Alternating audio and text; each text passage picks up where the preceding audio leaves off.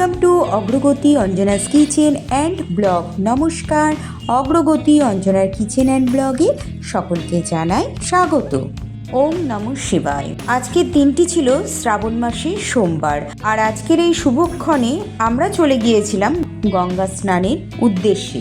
আমি, আমার মেয়ে আর আমার হাজবেন্ড তিনজন মিলে বেরিয়ে পড়লাম সকাল সকাল গঙ্গা স্নানের উদ্দেশ্যে। যেহেতু স্নান করতে যাচ্ছি সেই কারণে এখানে কোনো রকম সাজের ব্যাপার নেই, সাধারণভাবে একটা ড্রেস আপ করেই গাড়িতে চড়ে বসলাম এবং আমাদের গাড়ি চলতে শুরু করলো গঙ্গা স্নানের উদ্দেশ্যে। অনেক দিন পর আজকে আবার একটি ব্লগ ভিডিও নিয়ে হাজির হলাম। তাহলে আজকের ভিডিওটি দেখতে থাকুন আমাদের সঙ্গে। আজকে আমরা কি করলাম আর কোথায় গেলাম সব কিছুই রয়েছে ভিডিওটির মধ্যে, তাই আমার সঙ্গে সম্পূর্ণ ভিডিওটিকে দেখতে থাকুন।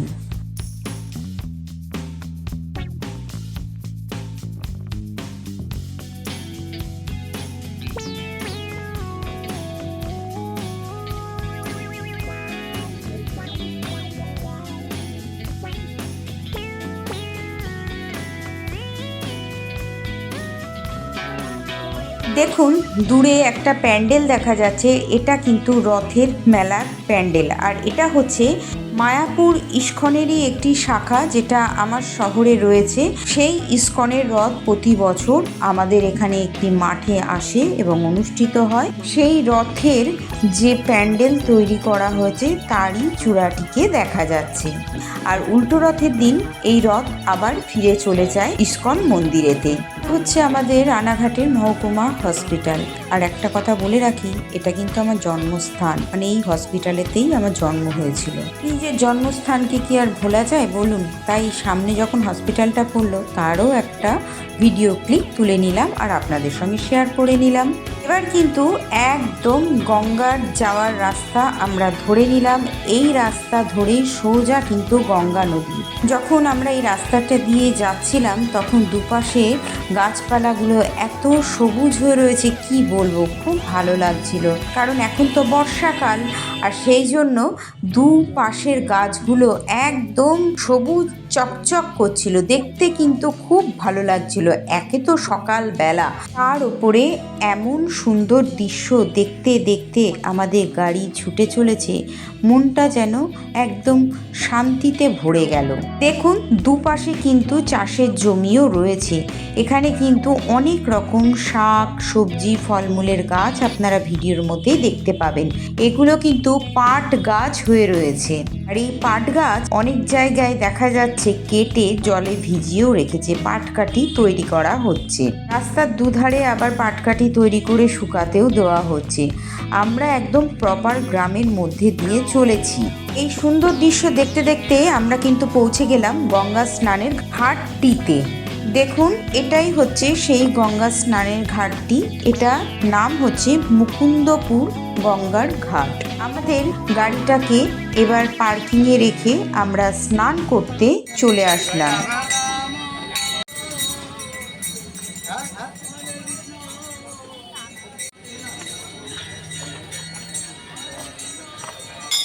এই গঙ্গা স্নানের ঘাটের পাশে কিন্তু একটি কালী মায়ের মন্দির রয়েছে আর একটি বাবা ভোলেনাথের মন্দির রয়েছে। আর যেহেতু আজকে শ্রাবণ মাসের প্রথম সোমবার, তাই বহু মানুষ কিন্তু গঙ্গা স্নান করতে চলে এসেছিল। একদম কাছেই জল এসছে, জোয়ার ফোয়ারে।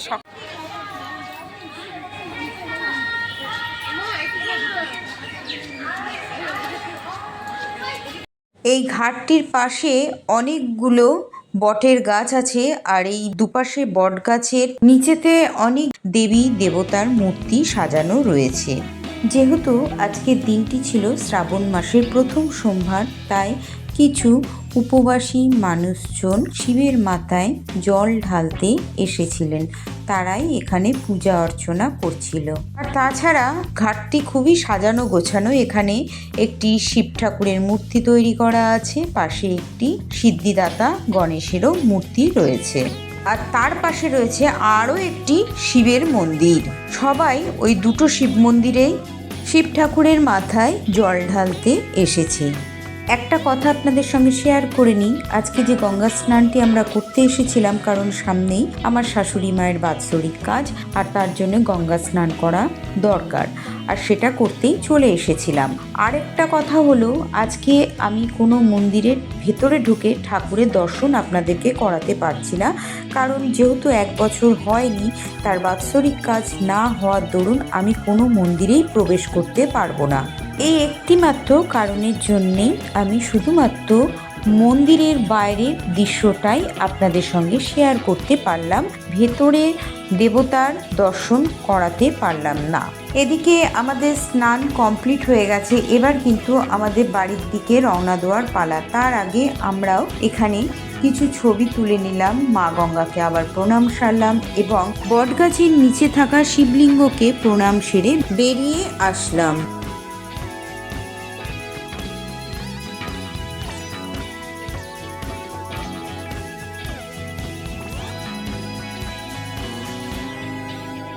দেখুন, বটগাছের তলায় থাকা বাবা ভোলেনাথের মূর্তিতে কিন্তু সবাই দুধ গঙ্গা জল ঢালছে, আর এই জায়গাতে আমরা কিছু ভিডিও ক্লিক তুলে নিলাম। পাশ দিয়ে গঙ্গা বয়ে চলেছে, একটা শান্তির বাতাবরণ ছিল আজকের পরিবেশটির মধ্যে।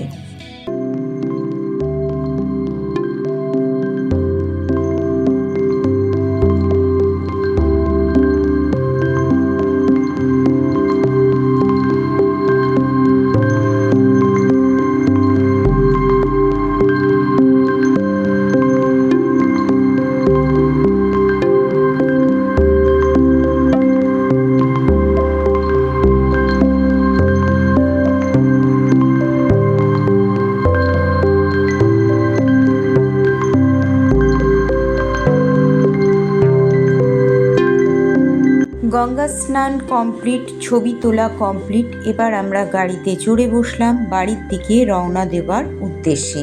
গাড়ি আমাদের চলতে শুরু করে দিয়েছে।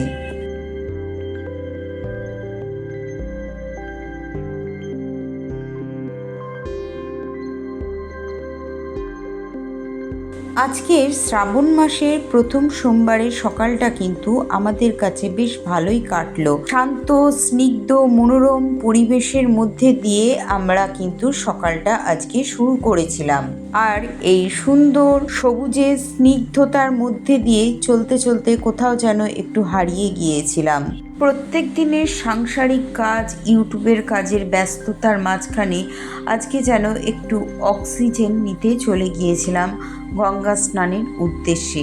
আর এরকম সুন্দর একটি মনোরম পরিবেশের মাঝখান দিয়ে অল্প সময়ের জন্য হলেও নিজেকে যেন একটু হারিয়েই ফেলেছিলাম।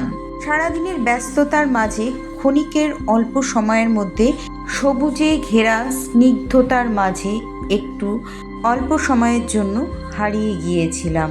তারপর তো সেই একই ব্যস্ততা, একই কাজ, সংসার জীবন, ইউটিউবের কাজ, এইসবের মধ্যে দিয়ে প্রতিদিন আমাদের সময় কেটে থাকে। তারই মাঝখানে আজকে সকালটা একটু অন্যরকম ছিল।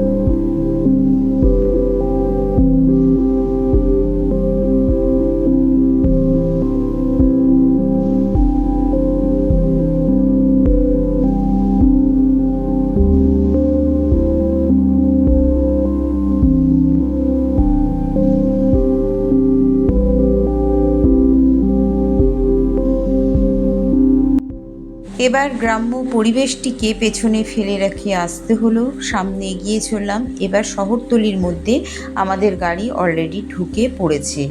আবার সেই রথের মেলার যেখানে বসেছিল সেই রাস্তায় আমরা উঠে পড়েছি। ওই যে দেখা যাচ্ছে দূরে রথের মেলার সেই প্যান্ডেলের চূড়াটি। এবার 34 নম্বর জাতীয় সড়কের ফ্লাইওভারের নিচে দিয়ে গাড়ি ক্রস করে আর মিনিট 5 মতন সময় গাড়িটি চললেই আমার বাড়ি পৌঁছে যাবে।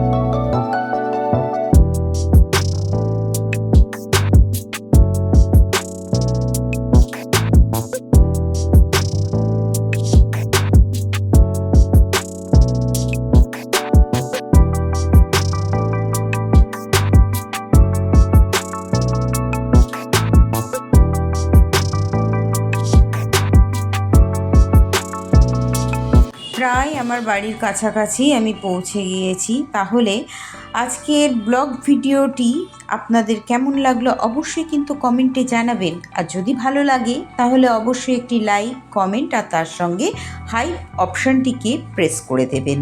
আর নতুন যারা আমার চ্যানেলটিকে ভিজিট করছে তাদেরকে আমি বলবো প্লিজ আমার চ্যানেলটিকে সাবস্ক্রাইব করে পাশে থাকা বেল আইকনটিকে প্রেস করে অল নোটিফিকেশানটিকে অন করে দেবার জন্য। তাহলে আমি যখনই নতুন আবার নতুন কোনো ব্লগ ভিডিও অথবা রান্নার ভিডিও আপলোড করব সবার প্রথমে আপনার কাছে আমার চ্যানেলের নোটিফিকেশানটি পৌঁছে যাবে। তাহলে আজকের ভিডিওটি আমি এখানেই শেষ করছি। আর কথা বলতে বলতে আমার বাড়ির একদম দুয়ারের সামনে আমি চলেও এসেছি। সবাই খুব ভালো থাকবেন। আবার দেখা হবে পরবর্তী নতুন কোনো ব্লগ ভিডিও অথবা রান্নার ভিডিওর সঙ্গে। ততক্ষণের জন্য টাটা, বাই বাই।